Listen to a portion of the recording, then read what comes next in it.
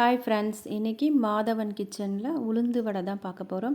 மிக்சியில் அரைச்சி நல்லா சாஃப்டாக புசு புசுன்னு பண்ண போகிறோம். எப்படி பண்ணுறோன்னு பார்க்கலாம் வாங்க. மிக்சியில் அரைச்சா வடை கல் மாதிரி வரும், நல்லா இருக்காது அப்படின்னு சொல்லுவாங்க. ஆனால் மிக்சியில் அரைச்ச மாவுலேயே சாஃப்டாக நம்ம பண்ண போகிறோம். எப்படின்றத பார்க்கலாம் வாங்க. உளுத்தம்பருப்பு தேவையான அளவு எடுத்துக்கிட்டு அதை ஒரு முறை தண்ணி விட்டு நல்லா கழுவிடலாம். பருப்பை ஒரே ஒரு முறை மட்டும் கழுவுங்க, இல்லைன்னா அதில் உள்ள பிசு பிசுப்பு போயிடுச்சுன்னா மாவு நல்லா உபரி ஆகி வராது. கழுவிட்டு இந்த பாத்திரத்தில் நல்லா தண்ணி கொஞ்சம் அதிகமாகவே விட்டு இதை எடுத்து அப்படியே ஃப்ரிட்ஜில் 1 மணி நேரம் வச்சுருங்க. 1 மணி நேரம் நல்லா ஊறி வரட்டும். நல்லா ஊறிடுச்சு பாருங்கள் இப்போ பருப்பு. இப்போ இந்த தண்ணியை வேறு ஒரு பாத்திரத்தில் வடிகட்டி வச்சுக்கலாம். நமக்கு தேவைன்னா அந்த தண்ணியை யூஸ் பண்ணிக்கலாம். மாவு அரைக்க வேறு பாத்திரத்தில் எடுத்து வச்சுக்கிறேன். எடுத்துகிட்டு மிக்சியில் தான் அரைக்க போகிறேன் இந்த மாவை. தண்ணி ஃபுல்லாக இருத்தாச்சு. சுத்தமாக தண்ணி இல்லாமல் இருத்துக்கோங்க. மிக்சி ஜாரில் சேர்த்துக்கிட்டு இதோட நான் ஒரு ஐஸ் க்யூப் சேர்த்து அரைக்க போகிறேன். ஐஸ் க்யூப் இல்லைன்னா நம்ம இந்த தண்ணி எடுத்து வச்சோம் இல்லைங்களா, சில்லுன்னு இருக்கும், அந்த தண்ணியே நம்ம தெளித்து அரைச்சிக்கலாம். ஒரு ஐஸ் க்யூப் சேர்த்து அப்படியே அரைச்சி எடுத்துன்னு வந்துட்டேன். நான் வேறு எதுவும் தண்ணிலாம் விடலை. எப்படி சாஃப்டாக நல்லா பஞ்சு மாதிரி அரைஞ்சிருக்கு பாருங்கள். ஐஸ் கட்டி போடுறதால அந்த மிக்ஸி வந்து சூடாகாமல் இருக்கும். மாவு நீத்து போகாமல் நமக்கு நல்லா புசு புசுன்னு வரும். கிரைண்டரில் அரைக்கும் போது கூட ஒரு ஐஸ் க்யூப் போட்டு அரைச்சிங்கன்னா இட்லிக்கும் சரி வடைக்கும் சரி மாவு நல்லா புசு புசுன்னு வரும். கிரைண்டர் சூடாகாமல் இருந்துச்சுன்னா நமக்கு மாவு இட்லி நல்லா வரும், வடையும் நல்லா புசுன்னு வரும். இப்போ இதில் 1/4 டீஸ்பூன் ஜீரகம், 1/4 டீஸ்பூன் மிளகு, பச்சை மிளகாய், கொத்தமல்லி, கருவேப்பிலை, தேவையான அளவு வெங்காயம் சேர்த்து மாவு நல்லா பிசைஞ்சு விட்டுக்கலாம். இதிலே தேவையான அளவு உப்பும் சேர்த்துக்கலாம். இப்போ மாவை நல்லா கலந்து எடுத்துக்கலாம்.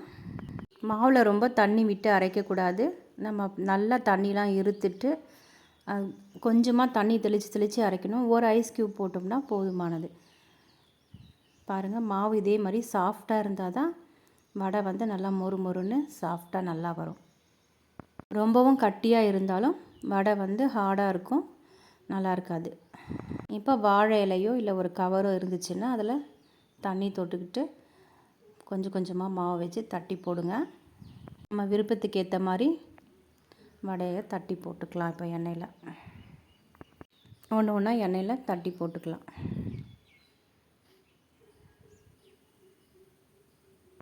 நிறைய பேர் சொல்லுவாங்க மிக்சியில் அரைச்சா நல்லா இருக்காது, வடை நல்லா கெட்டியாக இருக்கும், ஹார்டாக இருக்கும்னுவாங்க. அப்படியெல்லாம் இல்லை. நம்ம வந்து ஃப்ரிட்ஜில் கொஞ்சம் நேரம் பருப்பு 1 மணி நேரம் வச்சுட்டு கொஞ்சம் தண்ணி தெளித்து அந்த தண்ணியே தெளித்து அரைச்சாலும் போதும், இல்லைன்னா ஒரு ஐஸ் க்யூப் சேர்த்தாலும் போதும்.